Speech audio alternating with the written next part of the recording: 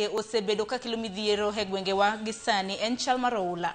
Koth mapek mabende chwe kor gwenge mopogore opogore mabende osebedo ka kelo ajema ne jopiny. Jopiny osedar e miechegi, nitiere moko kuomgi mabende oula osekelo negi masira, thoe bende oseneno nyaka gi sani. Omiyo odiochieng' ma kawuono mane twak mabende odhi bedo godo.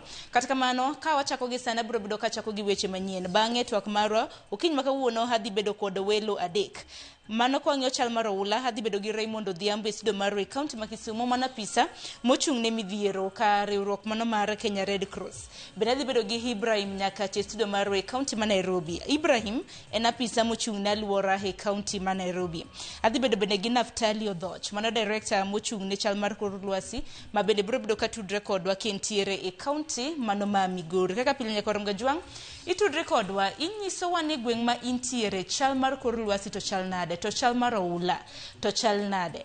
Ote iorono e lai magwa magote machoka rede ka uchiel nono. Mbi magwa magoganda bende yudo wa achiel kachiel. Kaka pile waburo bedo kwa chako gi weche manyien. En lit kod kwe nyaka Romga Jwang'. Ka ji 14 oyangni owito ngimagi e masira mar apaya motimore junction ma Malaha e apaya mawuok Kitale kadhi Webuye. Tok lori mar wuoth mabor bayo yo kendo tomo nyamburko mag ji giwegi koda pikni mabende nochung' e bath apaya. Komanda mar obila ma Webuye Rosemary Odeke wacho ni nonro dhi nyime mar yango gino madina bende ni nokelo masira no kod nono ni ji adi moyudo hinyruok ka bende okojorem nyamburko mondo bed motang' ka giriembo ahinya to e seche mag otieno.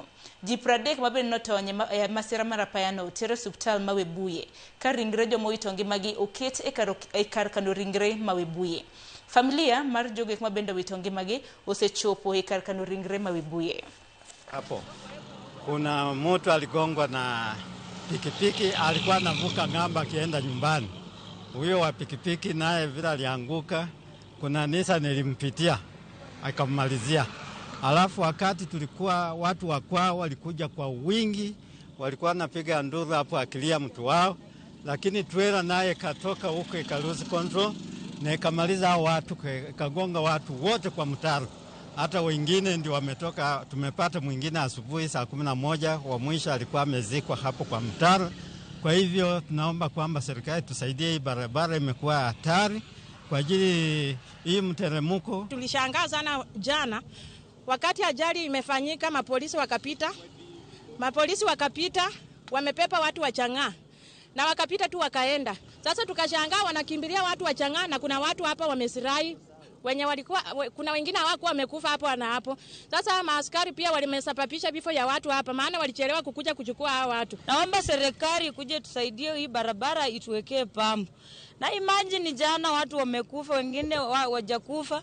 Maaskari wanapita, wamebeba watu wa Chang'aa, wanaangalia hako tu hivi wakaenda. Baadaye ndio wakarudi. Hata wangeokoa hao wenye walikuwa wameumia. Tafadhali serikali tusaidie. Kutoka Lukulu kuna pambo moja tu. Hakuna saini yoyote ya kuonyesha driver slow down ama kuna nini mbele. Hapa kuna kona. Hakuna kitu imeindicate ati hapa kuna kona. Unapata mtu kwa mkuu, hata kari inatoka huko inakonga mtu. Nyaka Romga Jwang' jago moro mitudo kod ketho mar nego min mare ma jahigni 100 e gweng' ma Sigowet, kaunti ma Kericho ochopo e nyim doho. Jagono moyang nyinge kaka